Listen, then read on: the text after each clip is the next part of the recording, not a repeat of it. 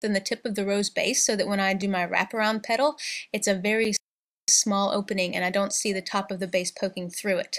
I'm then going to pipe a row of 3 petals and then a row of 5 petals slightly underneath the row of 3 petals.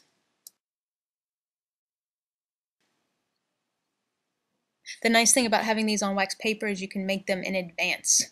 So think about having the top of tip 104 almost leaning in a little bit towards the rose base when you pipe that center wraparound, and then when you do the first row of 3 petals you want to have it more kind of straight up and down.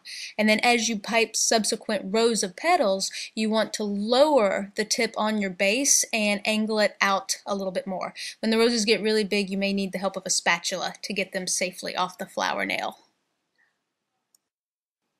Ideally, with that center wraparound, you should have as small of an opening as possible.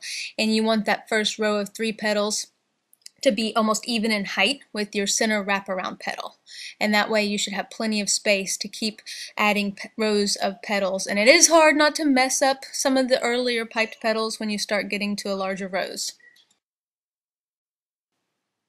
Also notice too when I start piping the petals, I'm piping them each individually, and it's the turning of the nail that helps to make the shape of the petal. I'm not moving my right hand a whole heck of a lot. There's a slight up and down motion to make the petal, but it's not a huge motion. It's mostly the turning of the flower nail that helps to form the petal.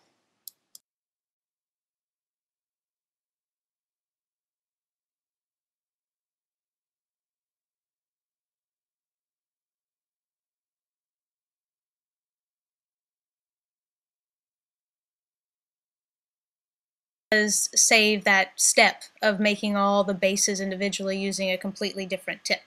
And it even works if you're doing it with pink icing.